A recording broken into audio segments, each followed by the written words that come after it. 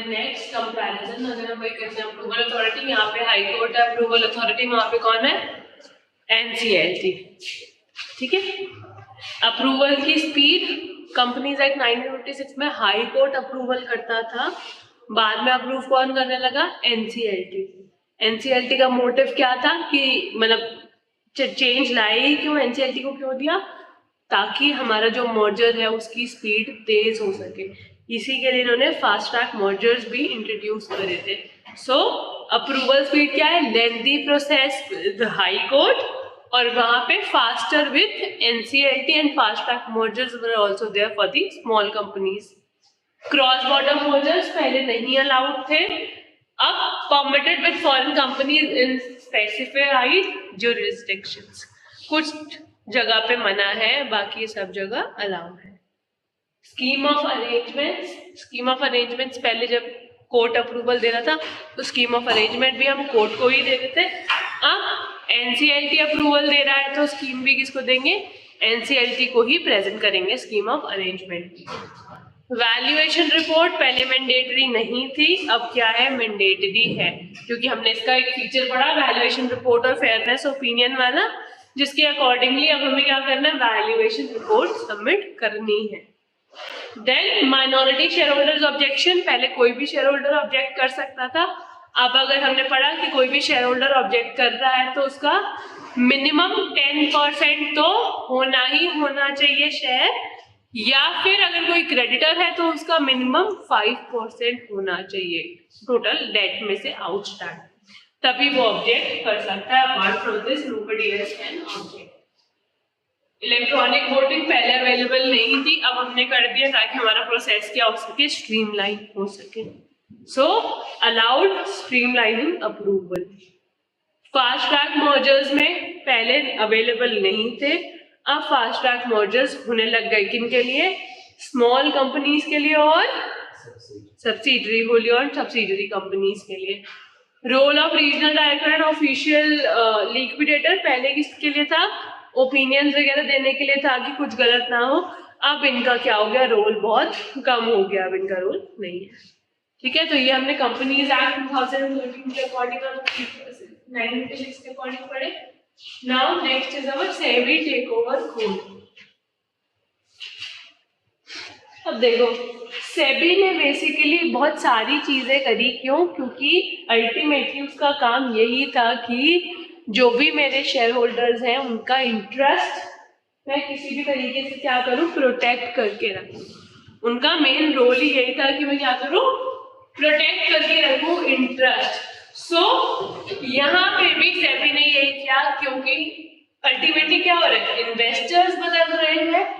जब इन्वेस्टर्स बदल रहे हैं तो किसी का क्या मतलब, लाइक मैंने यही सोच के पैसे अप्रूव कराए, पैसे कंपनी में डाले, शेयर उस कंपनी के खरीदे कि जो ओनर है मैं उसको जानती हूँ कि वो बिजनेस टाइप है। मैंने बात एग्जाम्पल दिया कि मैंने देखा कि भाई रतन टाटा का बिजनेस है, रतन टाटा का स्ट्रैटेजी बहुत स्ट्रॉन्ग है बिजनेस में, तो अगर उसका पैसा है इस कंपनी में तो कंपनी क्या करेगी? मोस्टली ग्रो करेगी। मुझे ये चांसेस लग गए। अब मेरे को अगले दिन पता चलता है कि रतन टाटा ने तो अपना शेयर ही बेच दिए, कंपनी में अब उसके शेयर ही नहीं है, तो मेरे लिए क्या हो सकती है? वो सिचुएशन खराब हो सकती है, क्योंकि मैंने जिसको सोचा उसको नहीं है प्रमोटर।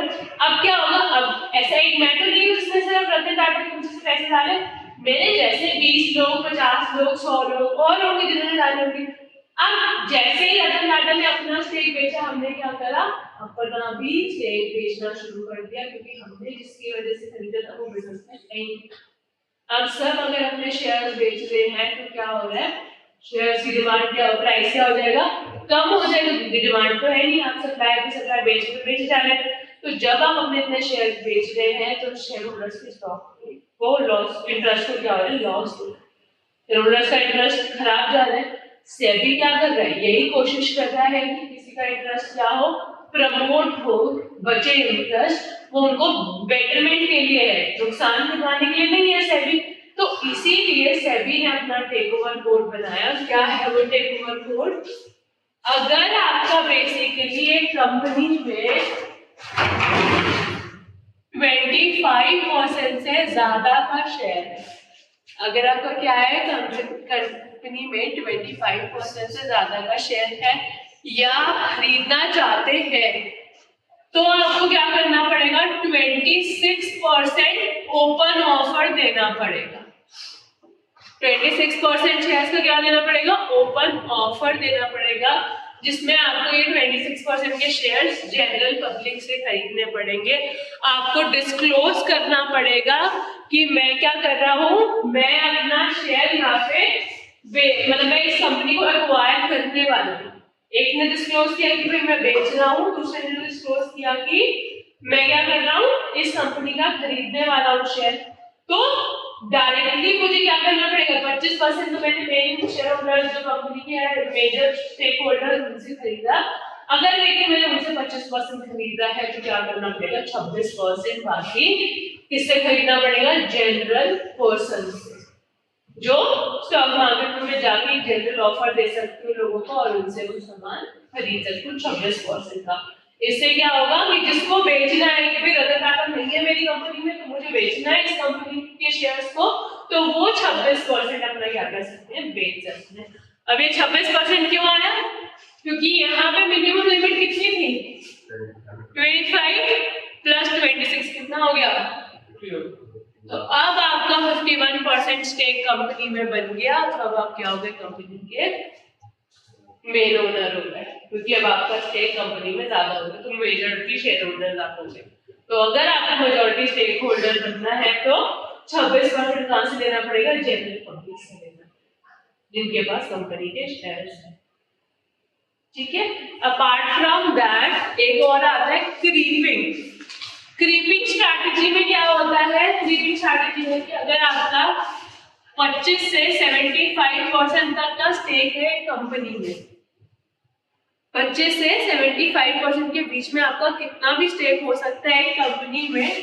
तो जैसे 2019, 2020, 2021 आपने इस कंपनी के 4% शेयर होल्ड लिए, आपने इस कंपनी के 5% शेयर होल्ड लिए, आपने इस कंपनी के 6% शेयर होल्ड लिए। 4 लिए ओके, 5 लिए ओके, लेकिन अगर आपने 5% से ज्यादा का शेयर लिया है कभी भी एक कंपनी का, तो उस केस में आपको क्या करना पड़ेगा? डिस्क्लोजर करना पड़ेगा कि भाई मैं इस कंपनी को एक्वायर कर रहा हूँ, इसलिए मैं इसके शेयर्स ज्यादा खरीद रहा हूँ। आप हर साल 5% तक खरीद सकते हैं, दिस इज क्रीपिंग। लेकिन 5% से अगर आप हर साल, एक साल में अगर आपने 5% से ज्यादा खरीदा है तो आपको इंफॉर्मेशन देनी पड़ेगी। ठीक है।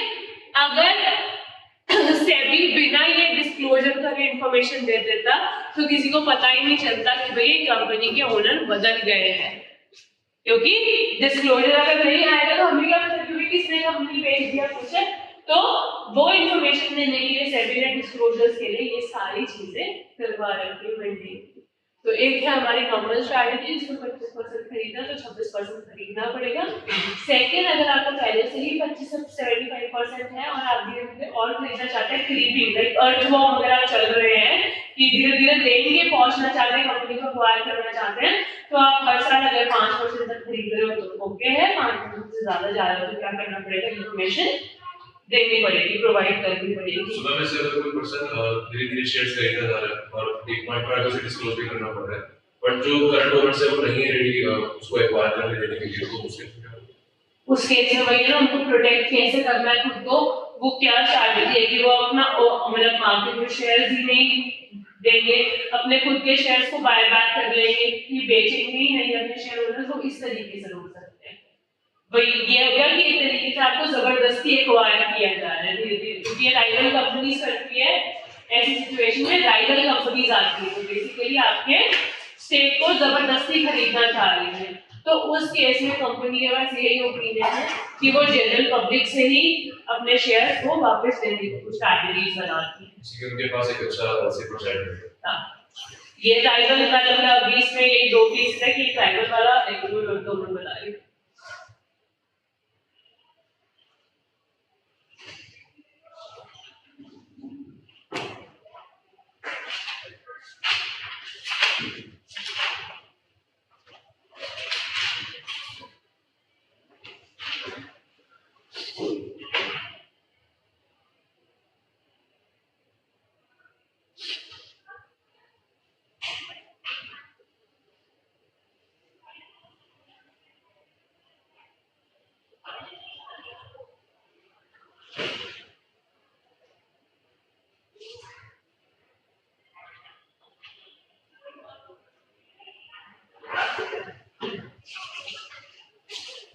हाँ, अब यहाँ पे वर्ड पड़ा है कि substantial,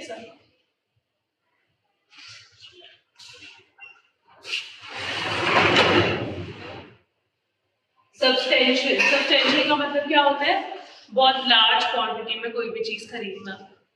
acquisition of shares and take overs, तो जहां पे भी हम कोई लार्ज क्वांटिटी में चीज खरीद रहे हैं तो वहां पे क्या आती है? टेक ओवर की कंडीशन आती है। अब जब भी कोई चीज खरीद रहा है तो दो माइंडसेट से खरीद रहा है, मतलब यहाँ पे बेसिकली दो ऑप्शन है। एक, अभी हमने जैसे कहा कि जबरदस्ती वाला केस, कि जब राइवल्स आपकी कंपनी को जबरदस्ती खरीदने में लगे हैं तो सेबी ही ये कह रहा है कि मैं नहीं खरीदने दूंगा आपकी कंपनी के स्टेक होल्डर्स को, आपके इंटरेस्ट को नहीं जाने दूंगा। कैसे नहीं जाने दूंगा? कि भाई अगर आपको 25% से ज्यादा का खरीदना है कंपनी का स्टेक तो क्या करना पड़ेगा? फॉर्मेलिटीज फुलफिल करनी पड़ेगी। उससे ज्यादा की फॉर्मेलिटीज में आपको क्या करना पड़ेगा? डिस्क्लोज करना पड़ेगा अपना ओपिनियन।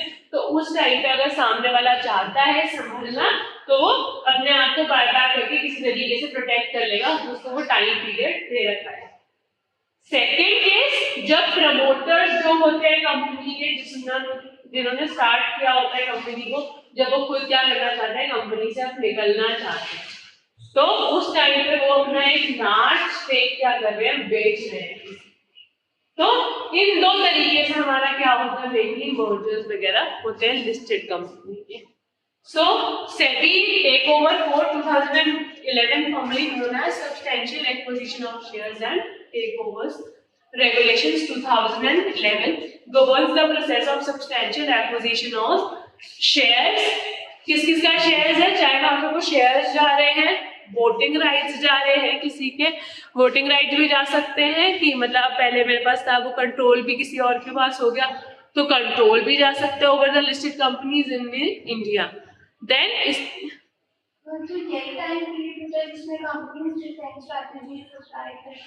डिफेंस स्ट्रैटेजीज बेसिकली किस चीज में वो डिफेंस करना चाह रही हैं, अलग अलग, मतलब अगर वो खुद को प्रोटेक्ट करने वाली स्ट्रैटेजीज, यहाँ पे प्रोटेक्शन वाली स्ट्रैटेजी ज्यादा यूज होती है क्योंकि वो ये चाहती है कि भाई अगर वो चाह रही है कि जो राइवल्स हैं वो मेरी कंपनी के स्टेक्स को जबरदस्ती ना, आई गेस ऐसी कोई मूवी भी बनी हुई है, मुझे ध्यान नहीं आ रही कोई मूवी है या कोई सीरीज है जिसमें बिल्कुल प्रॉपर्ली दिखाया हुआ है कि वो कैसे टेक ओवर कर रहे हैं। मैं एक बार देखूंगी, अगर मुझे नाम रिकमेंड हुआ तो मैं आपको नेक्स्ट क्लास से रिकमेंड करूंगी कि उसमें दिखाया जा रहा है कि वो कैसे फटाफट क्या कर रहे हैं, एक कंपनी को एक्वायर करने की कोशिश कर रहे हैं धीरे धीरे। मतलब वो थोड़े अपने अलग अलग सोर्सेज के थ्रू, किसी ना किसी के थ्रू क्या करते हैं, उनके शेयर्स को लेने की कोशिश कर रहे होते हैं। जो कंपनी है उसके शेयर्स को एक्वायर करने की कोशिश कर रहे होते हैं कि क्या रहे हमारे पास सबसे ज्यादा राइट्स है, कि छोटी कंपनी है एक्वायर हो जाएगी इजीली तो क्या होगा, हमारे लिए बहुत बेनिफिट है, जो हमारा कंपटीशन हमारे साथ ही आ गया, हमारे अंदर आ गया। तो उसको प्रोटेक्ट करने के लिए ही सेबी ने क्या किया है, जनरल गाइडलाइंस लगाई कि अगर आपको 25% से ज्यादा का स्टेक बेचना है तो क्या करना पड़ेगा, फॉर्मेलिटीज फुलफिल करनी पड़ेगी और 26% उससे खरीदना पड़ेगा, जनरल पब्लिक से खरीदना पड़ेगा ताकि पब्लिक का भी इंटरेस्ट हो। और जितनी देर में वो अपने मैंडेट को डिस्क्लोज कर रहे हैं, जो भी मैंडेट के डिस्क्लोजर है, जितनी देर में भी उनको बता रहे हैं उतनी देर में क्या हो जाएगा, आप लोग अपने आप को प्रोटेक्ट कर सकते हैं। देन ये जो कंपनीज एक्ट है रिप्लेस हुई है 1997 टेक ओवर कोड से and introduce several new provisions to enhance the transparency को एनहांस करने के लिए, protect minority share holders and streamline the acquisition process. Then हम डिटेल में पढ़ते हैं इनके बारे में, सेबी टेक ओवर कोड के बारे में। तो पहला trigger for open offer requirement. Open offer requirement कौन सी है, जो हम 26% जबरदस्ती वाला करवा रहे हैं उनसे कि आपको 26% जनरल पब्लिक से लेना पड़ेगा, that is our open offer requirements. So SEBI take over code 2011 defines specific trigger points when an acquirer is required to make an open offer to the public shareholders. An open offer is mandatory when an acquirer person acting in concert acquires 25% of more of the shares or the voting rights in a target company. ये initial offer कब आता है, जब वो क्या कर रहे हैं 25% से ज्यादा का share holder, stake holder shares, controlling rights की कंपनी में खरीदना चाह रहा है। पहले ये रिक्वायरमेंट कितनी थी? 15% थी, अब बढ़ के कितनी हो गई? 25%। जो पहले एक्ट थी 1997 में, जो टेक ओवर कोर्ट की एक्ट थी, वो 2011 में जब अपग्रेड हुई तो वो 15% से कितना हो गया? 25% हो गया। So this is a change from the previous thresholds of 15% under the 1997 code.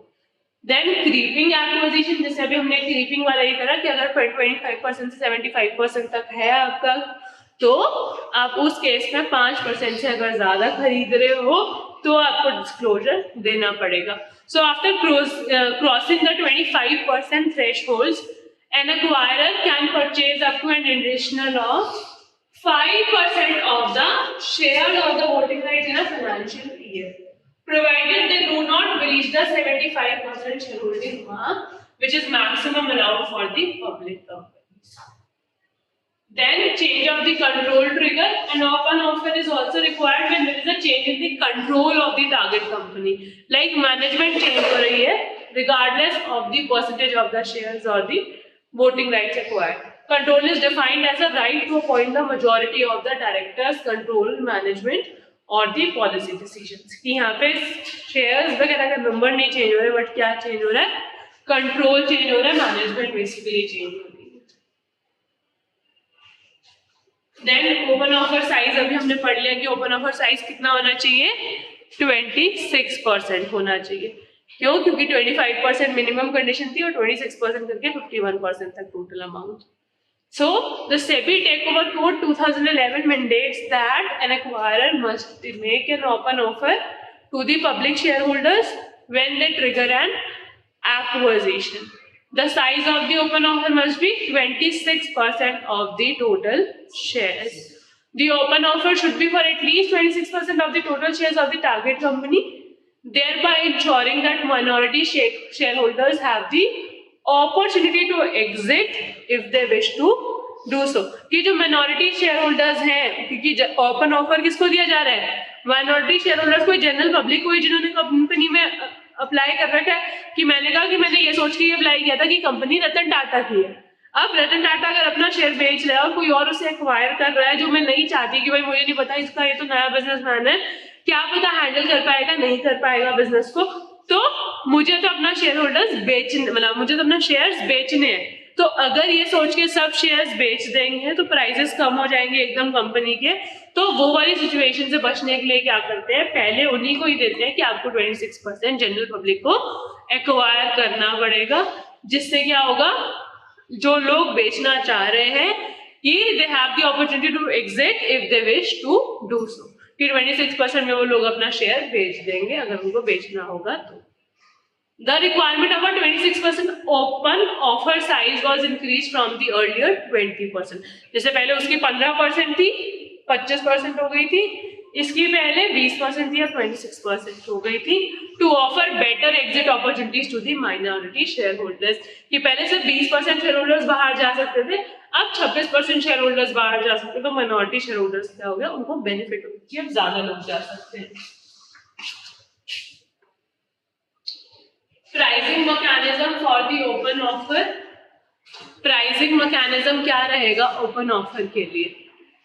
So the SEBI Takeover Code 2011 outlines a specific pricing formula to ensure that the open offer price is fair and reflects the value of the shares. The minimum offer price is the highest of the following. इनमें से जो भी highest price निकलेगा calculate करके वो क्या होगा? हमारा मिनिमम ऑफर प्राइस होगा। कि मैं अगर आपको ऑफर दे रही हूँ कि माइनॉरिटी शेयर होल्डर से मैं खरीद रही हूँ, कि मैं आई आपके पास कि भाई बताओ आप कितना, मैं आपको एक आपके शेयर खरीदना चाहती हूँ, तो आप बोलोगे कि कितना पैसे में, तो ये फॉर्मूलाज उसके लिए बनाए गए हैं कि जो डिस्कस करते हैं उसका मिनिमम प्राइस क्या होगा शेयर होल्डर से।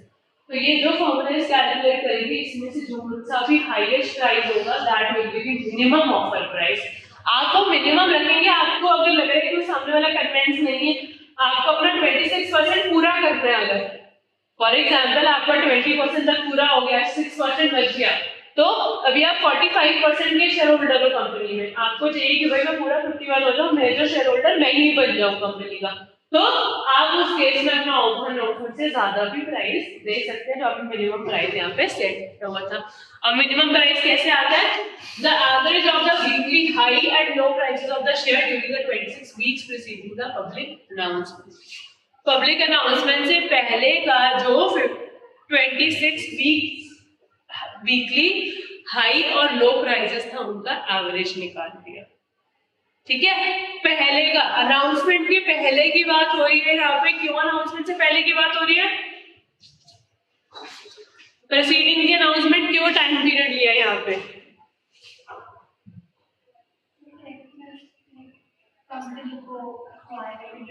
थोड़ा तेज बोलो। प्रोटेक्ट की तो बात ही नहीं है, हम ये कह रहे हैं कि जो हम प्राइस सेट कर रहे हैं वो कहाँ से एवरेज प्राइस ले रहे हैं? अनाउंसमेंट से पहले का प्राइस जो है वो वाला ले रहे हैं। तो अनाउंसमेंट से पहले का क्यों ले रहे हैं, बाद का क्यों नहीं ले रहे? उसके बाद प्राइस में बहुत सारे हाइक्स आएंगे, क्योंकि प्राइसेस में फ्लक्चुएशंस बहुत ज्यादा होंगी। जैसे ही कोई ऑफिशियल अनाउंसमेंट आती है कंपनी के बारे में, कंपनी में बोला रतन टाटा ने कि मैं अपना शेयर बेच रहा हूं, तो लोग भी बेचना शुरू कर देंगे। रतन टाटा ने बोला कि मैं इन्वेस्ट कर रहा हूं, तो लोग भी इन्वेस्ट करना शुरू कर देंगे। जैसे बहुत बारी ऐसे, अगर आप टिप्स कभी आपने स्टॉक मार्केट की देखी हो, तो आपके पास ऐसे टिप्स आ रही होती है कि भाई मुकेश अंबानी अपनी डॉटर इन लॉ को ये गिफ्ट कर रहा है कंपनी, जिसके शेयर होल्डर्स बहुत, मतलब जिसके शेयर्स बहुत ज्यादा जल्दी बढ़ने वाले हैं, नाम जानना है तो टेलीग्राम पे लिंक को कॉन्टैक्ट करो। तो क्यों आ रही है राइट? क्योंकि अगर पता है कि भाई अंबानी जाएगा बिजनेस में, तो शायद बिजनेस इंक्रीज हो जाएगा। तो वो माइंडसेट यहाँ पे भी है कि या तो उसके बाद फ्लक्चुएशंस हाई हो सकती हैं, अच्छी खबर है तो, या डाउनफॉल हो सकती है। तो अगर आपको बिल्कुल एक फेयर प्राइस चाहिए तो आपको कब चाहिए? वो पब्लिक अनाउंसमेंट से पहले का चाहिए, और 26 वीक्स है, यानी कि हाफ ईयर तक। ठीक है, the average of the daily high and low prices during the 2 weeks before the public announcement. यहाँ पे टाइम पीरियड ज्यादा था, यहाँ पे टाइम पीरियड कम कर दिया, 2 वीक्स कर दिया। So average of the daily high and low prices during the 2 weeks before the public announcement. कोई कोई कंपनी होती है जिसने बिल्कुल ही इंस्टेंट ग्रो किया होता है, तो उसके इंस्टेंटली प्राइसेस बढ़ जाते हैं, तो आप उसका 6 महीने का एवरेज लोगे तो डिफरेंस ज्यादा आएगा। वेरएस कुछ है जो 6 महीने से, साल से, 1 साल, 1.5 साल से होता है कि शेयर प्राइसेस में ज्यादा फर्क नहीं आया, वही 350 से 400 पहुंचती है, फिर 400 से 350 आ जाती है, यही कर रही है। अगर कोई इतना ज्यादा फर्क नहीं आएगा तो उस केस में आप 6 मंथ्स का ऐसे अकॉर्डिंगली एवरेज निकाल सकते हो। कुछ ऐसी है जो अभी तक तो 20 रुपीज रह रही थी, लेकिन एकदम से ही अभी रिसेंट में 25 हुई है, तो उस केस में आप जा सकते हो। Then the highest prices paid by the acquirer or the PACs for any share during the 52 weeks preceding the public announcement. Highest price अगर किसी acquirer ने पे किया है, या people of common like consent जो भी आया है shares के लिए during the 52 weeks preceding the public, यहाँ पे भी वही public announcement से पहले की है यहाँ पे सारी बातें। Then ये जो price था agreed upon the acquirer within the seller in the acquisition in the 26 weeks preceding the announcement. यहाँ पे वो 52 weeks था, यहाँ पे वो 26 weeks वाला सेम चीज है। This pricing formula ensures that shareholders receive a fair exit price based on the recent market valuation. कि मेन क्या है, प्राइसिंग फॉर्मूला ये इंश्योर करता है कि जो शेयर होल्डर्स है उनको एक फेयर एग्जिट प्राइस मिले, क्योंकि उनका इंटरेस्ट बेकार ना जाए। क्लियर है कि प्राइसिंग मैकेनिज्म हमने कैसे निकाला?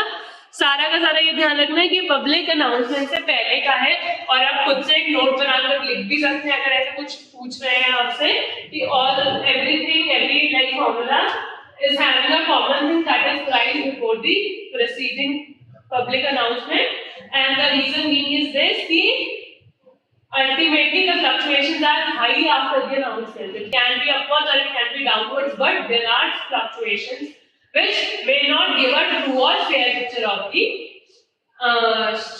like share. So to have a proper price, we have a deal, we have a prices, we have an average prices from only before the proceedings of the announcement. Then voluntarily open offer, open offer क्या है, voluntarily आ रहा है, कोई जबरदस्ती नहीं। जैसे हमने यहाँ पे बोला कि भाई अगर आपने 25% खरीद लिया तो आपको 26% जनरल पब्लिक से भी खरीदना पड़ेगा, यहाँ पे वो वॉलंटरली है open offer. So the SEBI takeover code 2011 allows acquirer to make a voluntarily open offer provided they already hold at least 25% of the shares or the voting right but not more than 75%। ये 25% से अगर 75% के बीच में है तो वो अपने आप खुद से वॉलंटरली ओपन ऑफर का बनाएंगे। तो मिनिमम ऑफर साइज कितना होगा, तो वॉलंटरली ऑफर, क्योंकि आप खुद से ऑफर बना रहे हैं, जबरदस्ती वाला नहीं है, तो वो मिनिमम 10% का तो होगा ही होगा टोटल शेयर्स का। अगर आप 10% से भी कम बना रहे हैं तो कोई फायदा नहीं है आपका ऑफर देने का। Then restriction on further acquisition, an acquirer making a voluntarily open offer cannot acquire any additional shares for 6 months। जिसने एक बार voluntarily open offer बना दिया वो उसके बाद 6 महीने तक उस कंपनी का कोई भी शेयर नहीं खरीद सकता। An acquirer making a voluntarily open offer cannot acquire any additional shares for 6 months following the offer period। 6 months तक कोई भी शेयर नहीं खरीद पाएगा उसके बाद, एक कंडीशन के अलावा, accept through another open offer और बी एग्जेम्प्टेड ट्रांजैक्शन। कि अगर वो उसके बाद दोबारा कोई और ओपन ऑफर बनाता है तो खरीद सकता, उसी ओपन ऑफर के थ्रू खरीद सकता है, बट एक general without an open offer general public से नहीं खरीदा तो वो नहीं खरीद सकता। Voluntarily open offer provides flexibility for acquirers to increase their holdings while giving shareholders an opportunity to sell their shares if they prefer। कि मतलब इसमें दोनों का ही एक विन-विन सिचुएशन है कि उनके जो है होल्डिंग्स बढ़ जाएंगी तो वो वॉलंटरली ऑफर दे सकते हैं, और जो शेयरहोल्डर्स बेचना चाहते हैं वो अपना स्टेक क्या कर सकते हैं, बेच भी सकते हैं। तो दोनों के लिए विन-विन सिचुएशन है।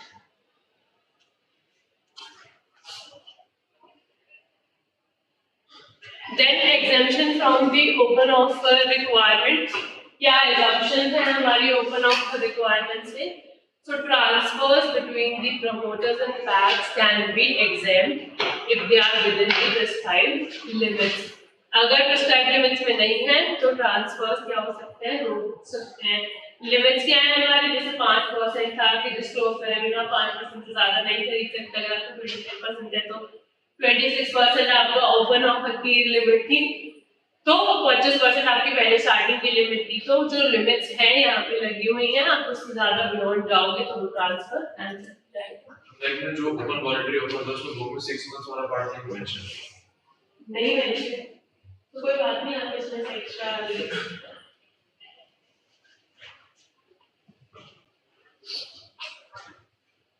then acquisition under a scheme of arrangement।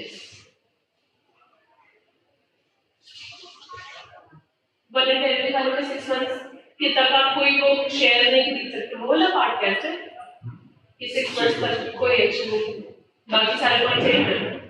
बाकी हाँ काफी स्टूडेंट्स के लिए कोई भी ठीक है। तो अगर ट्रांसफर जो है वो with in the prescribed limits नहीं है तो वो एग्री नहीं होंगे, अगर लिमिट्स के अंदर है तो ओपन ऑफर रिक्वायरमेंट आप फुलफिल कर सकते हैं। Then acquisition under a scheme of arrangement. Acquisition का अगर हमारी एक स्कीम ऑफ अरेंजमेंट के अंदर ही है, स्कीम ऑफ अरेंजमेंट हमें कब सबमिट करनी होती है, जब हम क्या कर रहे हैं, मर्जर कर रहे हैं तब। उसमें क्या होती है, सारी फेयर टर्म्स और कंडीशंस हमने मेंशन करी होती है। तो यहाँ पे भी merger, demerger and scheme of arrangement approved by the courts और regulators are exempt. Then right issues, जो शेयर्स राइट इश्यूज के थ्रू हमें एक्वायर होते हैं, are exempt if they do not reach the triggering thresholds. Then regulatory exemptions, SEBI may provide exemption in specific cases to protect the interest of the shareholders or to facilitate the corporate restructuring। कि कभी-कभी SEBI ही उस पे exemption लगा देता है खुद से, तो उसको लग रहा है कि कुछ बुरा हो सकता है, वो stakeholders, shareholders को protect interest को करने के लिए। Then these exemptions are intended to avoid open offer obligations for certain transactions that do not substantially alter the control or the owners.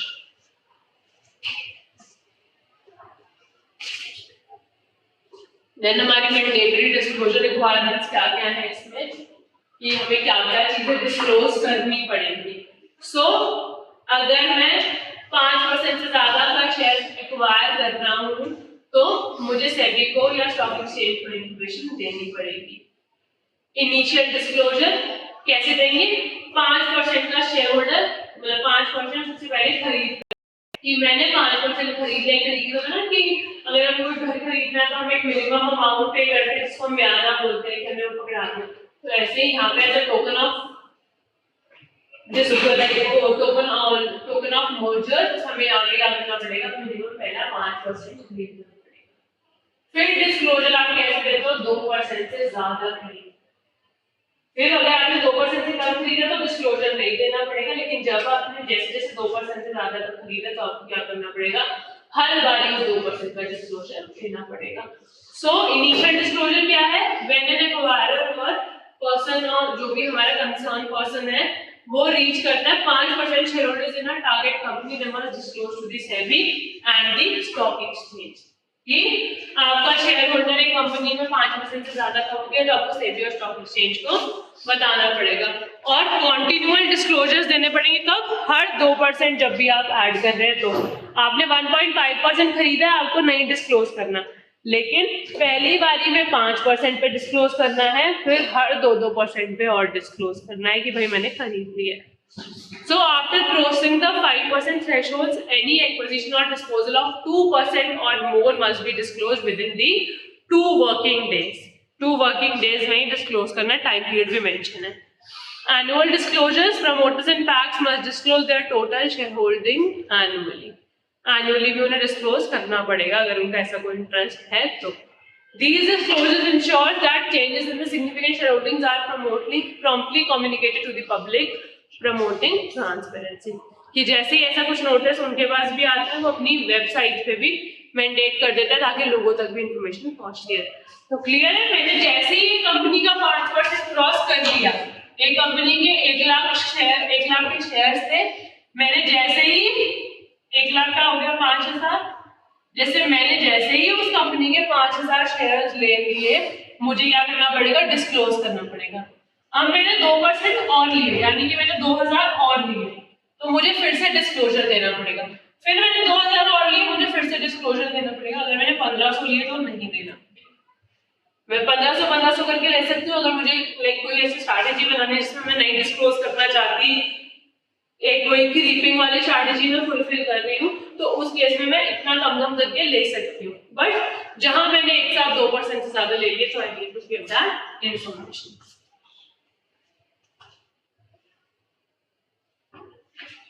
Then obligation of the acquirer and the target company. Both the acquirer and the target company have specific obligations to ensure a fair and transparent acquisition process. कि जो भी acquirer है और target company है उनकी specific obligations है, obligations जो roles है, जो भी रिस्पॉन्सिबिलिटीज है वो फुलफिल करनी पड़ेंगी ताकि जो ट्रांसपेरेंट सिस्टम रहे, फेयर सिस्टम रहे। तो एक्वायरर की क्या ऑब्लिगेशंस होती हैं? एक्वायरर को क्या करना चाहिए? मर्चेंट बैंकर्स हो गए, जो भी ऐसे लग रहे हैं भाई जैसे सीएस वगैरह हो गए, जो भी उनको इनफ इंफॉर्मेशन दे सकता है उनको क्या करना चाहिए? हायर करना चाहिए before having any open offer to the general public. The acquirer must appoint a merchant banker, provide adequate financial arrangements for the open offer and publish a detailed public announcement। कि एक तो पहले कोई higher करना है जो उसकी help करेगा डिस्क्लोज करने में, सेकेंड चीज उसको डिस्क्लोज करना पड़ेगा। ये रोल किसका? एक्वायरर का। टारगेट कंपनी के ऑब्लिगेशंस क्या है? कि they must disclose the open offer to the share holders. यही जो उसके शेयर होल्डर्स है वो उनको अपने ऑफर के बारे में बताएं and provide information related to the acquisition. कि वो खुद के जितने भी उसके शेयर होल्डर्स हैं जो भी उनके इंटरेस्ट में आ रहे हैं उनको क्या करें? इंफॉर्मेशन बताएं। The board of directors must also make a recommendation on the open offer for the shareholders। कि जो डायरेक्टर है वो क्या करें? रिकमेंडेशन ही प्रोवाइड करे कि क्या आपको वो ओपन ऑफर एक्सेप्ट करना चाहिए या नहीं करना चाहिए। वो ये रिकमेंड भी कर सकते हैं कि भाई आप करो या नहीं करो open offer accept. These obligations safeguard shareholders' interest by ensuring they have access to critical information and guidance on the open offer। तो अगर वो ऑब्लिगेशन दे देंगे तो यहाँ से भी इंफॉर्मेशन मिल रही है, यहाँ से भी इंफॉर्मेशन मिल रही है, तो लोगों को भी समझ आ जाएगा कि भाई क्या मुझे अपने शेयर्स को बेचना चाहिए या नहीं बेचना चाहिए ओपन ऑफर में।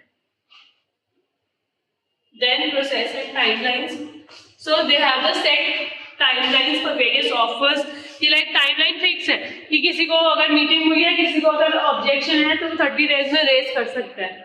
देन कितने दिन में जैसे उनको अप्रूवल चाहिए, कितने दिन में उनको डिस्क्लोज करना है, ये सारी चीजों का टाइमलाइन वहाँ पे क्या होता है फिक्स रहता है।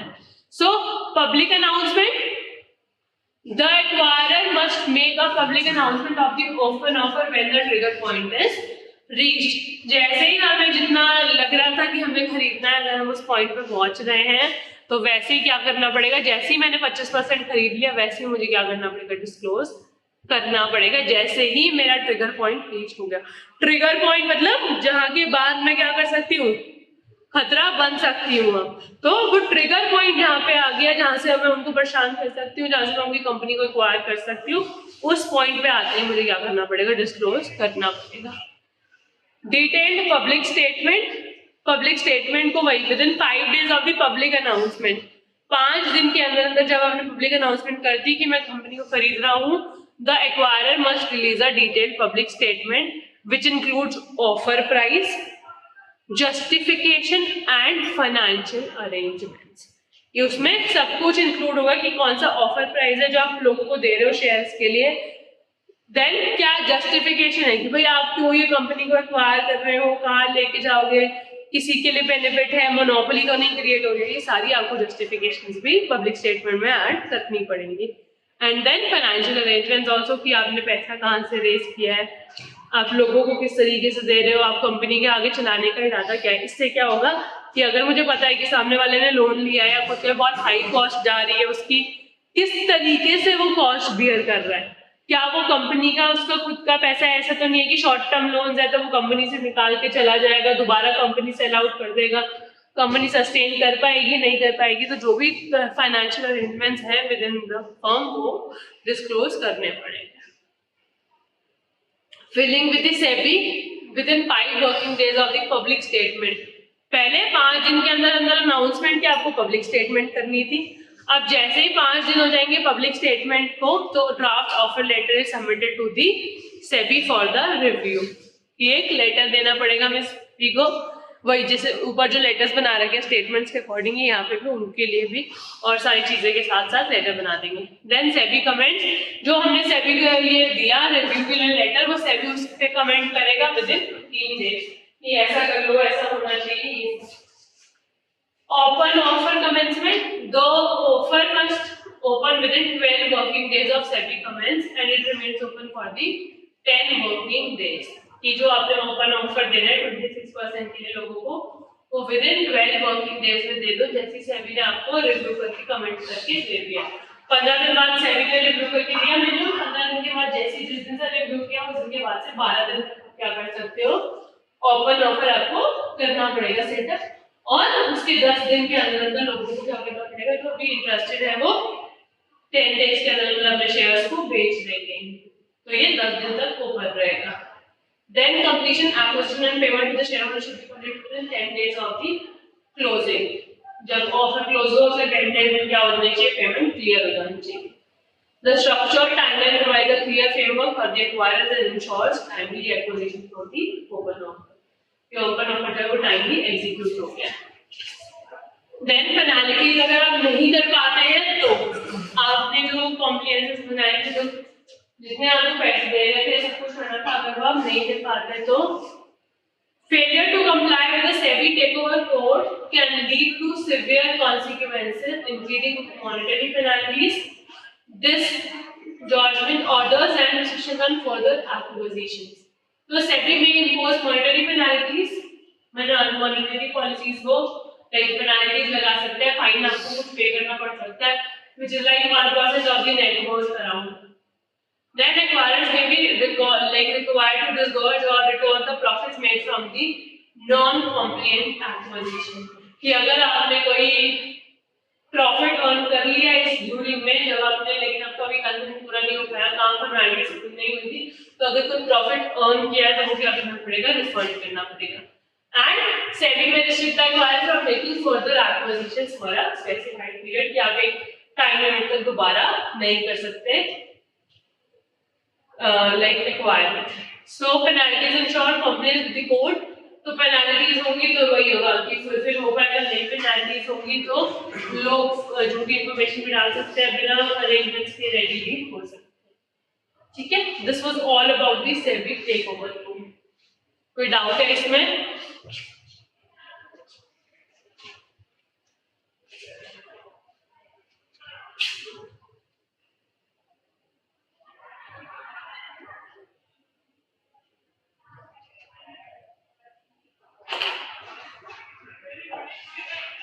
ऑफर विड्रॉल क्या होगा? जब आपने जो ऑफर डाला था, ओपन ऑफर जो किया था, तो आपने विड्रॉ कर लिया, मे बी इस वजह से आप पैसे नहीं दे पाए. आपने जो अरेंजमेंट था वो आंसर नहीं हो पाया, या आपका कोई इरादा था कंपनी को टेक ओवर करने का, बट मे बी कंपनी ने पर्सनली वो चीज को हैंडल कर लिया और आपको लेवल पे थी वो किसी और तरीके से खत्म हो गई, तो भी आपने इरादा बदल दिया उस कंपनी को एक्वायर करने का. तो जो आपने ऑफर डाला हुआ था वो आपने क्या करा, विड्रॉ. अब आप दोनों शुरू से बैठे थे, बताओ इन दोनों में डिफरेंस कौन बताएगा दोनों में से? यहाँ पे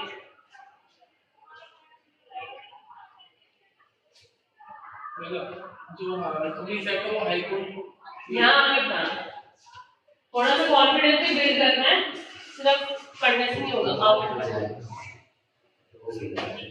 कोई बात नहीं, कोई 3-4 पॉइंट आप बताओ, कोई 2-3 आप बताओ.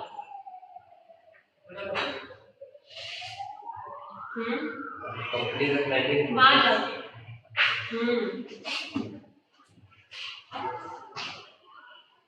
क्या तो वो आप दिख रहा है, यहाँ क्या है, लिखा हुआ है, बोलना ही है, बोलो.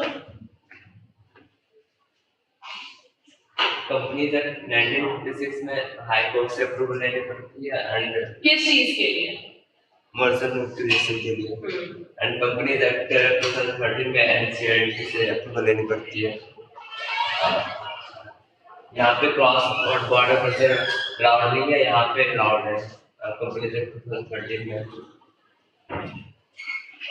और कंपनी एक्ट 2013 में फास्ट ट्रैक मर्जर भी अलाउड है, और यहाँ पे लेंथी प्रोसेस है क्योंकि हाई कोर्ट का अप्रूवल करने में बहुत टाइम लगाती है.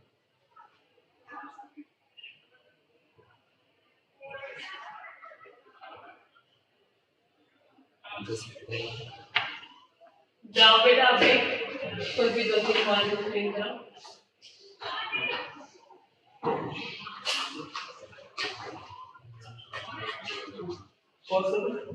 नहीं क्यों? अपलोड तो करते नहीं लोग, देख नहीं पाते. जो कंपनी सेट 2013 है 96 है, उसमें वैल्यूएशन रिपोर्ट देना मैंडेटरी नहीं था, जबकि जो कंपनी सेट 2013 में मैंडेटरी कर दिया और वैल्यूएशन रिपोर्ट. क्या था वैल्यूएशन रिपोर्ट का मतलब? इससे मतलब वो फेयरनेस और ट्रांसपेरेंसी देती है. मतलब क्या था वैल्यूएशन रिपोर्ट का? कि मतलब कंपनी कितनी वर्थ है, इंटरेस्ट वैल्यू. और जो 93 वाला एक्ट था उसमें share holder minority share holder के बारे में को प्रोटेक्ट करने की बात नहीं की गई थी, जबकि कंपनी सेट 2013 में माइनॉरिटी शेयर होल्डर्स पर प्रोटेक्ट देने पर मेन इंटरेस्ट दिया गया. प्रोटेक्ट करने में इंटरेस्ट दिया गया, मतलब ज्यादा प्रेफरेंस दी गई है माइनॉरिटी शेयर होल्डर्स को. और 93 एक्ट में क्रॉस बॉर्डर मर्जर अलाउड नहीं था, जबकि 2013 में अलाउ कर दिया. नेक्स्ट पेज भी आप कोई पॉइंट नेक्स्ट से बोलना है तो. एंड कंपनी सेट 96 में इलेक्ट्रॉनिक वोटिंग अवेलेबल नहीं थी, जबकि 2013 में अलाउ कर दी इलेक्ट्रॉनिक वोटिंग. और 96 में फास्टैग मर्जर अवेलेबल नहीं थे, जबकि कंपनी सेट 2013 में अलाउ कर दिए. स्मॉल और होली ओन सब्सिडीज कंपनी को अलाउ कर दी. क्या अलाउ किया था? FASTag mergers. एंड 93 एक्ट में रीजनल डायरेक्टर और ऑफिशियल लिक्विडेटर को रिक्वायर्ड था उनसे ओपिनियन लेना, पर जबकि उनका जो रोल था वो कम कर दिया क्योंकि ड्यू टू फास्टैग मर्जर. एक बार थोड़ा सा इम्पोर्टेंट है ये टॉपिक, तो मैं एक बार दोबारा से रिवाइज करती हूँ, 2 मिनट लगेंगे। बेसिकली कंपनीज एक्ट आई थी मर्जर और एक्विजिशन से रिलेटेड, ठीक है। मर्जर और एक्विजिशन कंपनीज एक्ट सबसे इम्पोर्टेंट है क्योंकि कंपनीज ही मर्ज हो रही है, तो उन्होंने सबसे इम्पोर्टेंट चीजें ढूंढी गई इसके रिगार्डिंग। क्या चीजें कही उन्होंने, ये हमें यहाँ से देखना है। 1956 पहले कंपनीज एक्ट थी, फिर वो किसमें कन्वर्ट हुई, अमेंडमेंट आई 2013 में, जिसके अकॉर्डिंग भी रूल्स फॉलो हो रहे हैं। उसके अकॉर्डिंग अप्रूवल जो है पहले कौन देता था, हाई कोर्ट अप्रूवल देता था आपको मर्जर और अमाल्गमेशन के लिए। अब अप्रूवल कौन देने लग गया, NCLT, national company law tribunal. अब उसके पास राइट है। क्यों हुआ ये चीज, क्योंकि भाई हाई कोर्ट के पास और बहुत सारे केसेस होते हैं, वो इसके लिए इतनी डिटेल्ड स्टडी नहीं कर सकती, जिसके लिए अगर करती है तो बहुत ज्यादा time taking process, lengthy process हो जाता है। तो उन्होंने कहा कि आप क्या करो, हट जाओ, हाई कोर्ट को हटा दिया और एनसीएलटी को ये सारी पावर दे दी कि अब आप ही मर्जर्स के लिए देखोगे, और उनका कंपनी स्पेसिफिक काम है, तो ये कंपनी का ही पार्ट है, तो वो क्या कर पाएंगे, इजीली कर पाएंगे। तो वहां जहां टाइम लगता था ज्यादा, यहाँ क्या हो गया, टाइम लगना कम हो गया, तो फास्ट प्रोसेस हो गया। फिर भी करके अभी भी थोड़ा डिले होता है, तो उन्होंने एक और इजी वे आउट